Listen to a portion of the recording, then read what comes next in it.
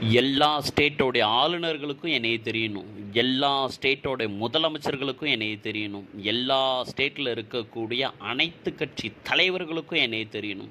உலக தலைவர்களுக்கு என்னைய தெரியணும். பல நாடுகளுடைய அதிபர்களுக்கு என்னைய தெரியணும். பல நாடுகளுடைய பிரைம் மினிஸ்டருக்கு என்னைய பார்த்தோன்னா தெரியணும்.